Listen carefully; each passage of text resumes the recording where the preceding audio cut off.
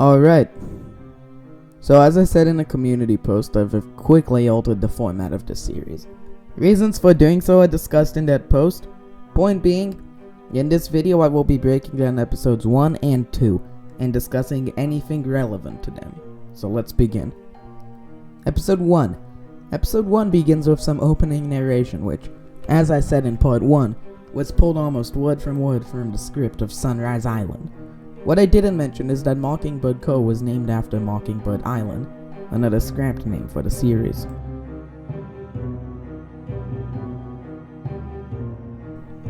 The opening starts with stock footage, but quickly switches to footage that I filmed. The original intro contains quite a few shots that are important later. I think most are pretty obvious though. The one that I'm gonna point out is the one shot in the intro showing Helen holding Sophia in her mouth, which is visual foreshadowing to Sophia's death. The names appearing at the start of episodes was something that I intended to do for every single episode, but I forgot to do when I was editing episode 2, so it just remained one of the many differences between episode 1 and the rest of the series editing-wise. Hermes. He's a character who, when was added, I just repainted the Mattel Zuni, and I ended up liking that repaint quite a lot. He was added as a character because I needed more characters, but then as I started to develop the overall storyline, he evolved into pretty much the series' main character. Every other character, at least almost every other character, was added because of the figure, and then got the arc fought up later, so I won't be bothering to point that out when other characters get introduced. I don't have much to say on the rest of the opening, so moving on to the Primal Plains scene.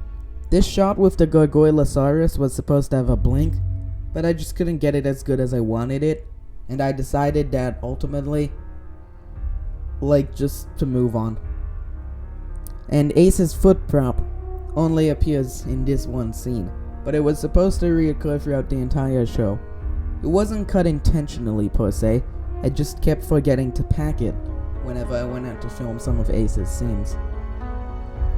Two Greener Pastures is playing here, and this theme will reoccur in episode 8 during the start of Ace's rise to power. It basically becomes his theme. I already discussed why Ace was created, and I'll talk more about his story arc when it kicks off.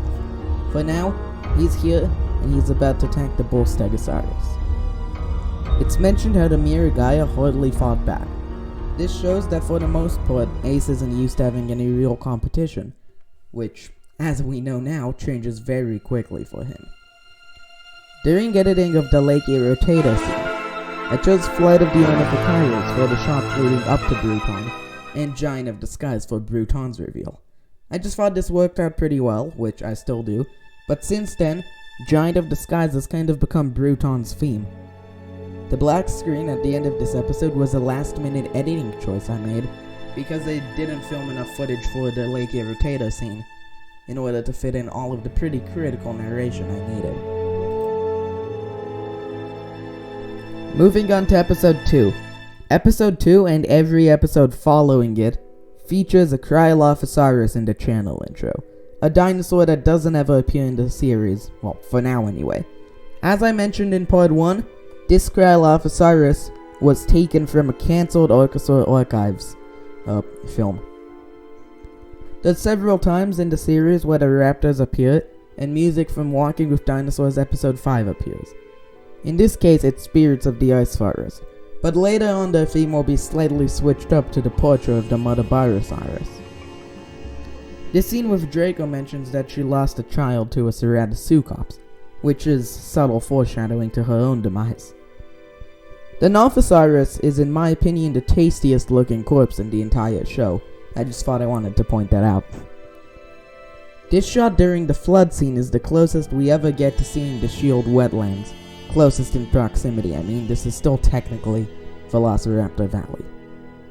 And this scene contains the one foreshadowing shot with Sophia that I mentioned earlier. Both of the raptors kinda get fake out deaths here, and they're both revealed to be alive in the next episode. I don't think anyone really expected them to die here, or was really concerned that they died, which is understandable. In a very early version of the story, they were actually meant to die here, and Sophia would have to survive as an orphan. This scene showcases both Ravage and Storm, but it is done in such a way to make it look like there's only one Carno.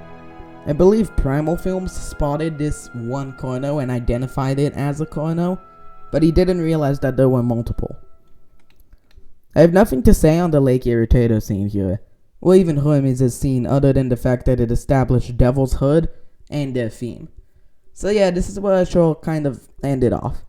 In the next part, I'm gonna go over episode 3 and 4, and discuss a lot of the newer characters, a cut early appearance of the Dryptosaurus, and a moment where Ace's arc truly begins.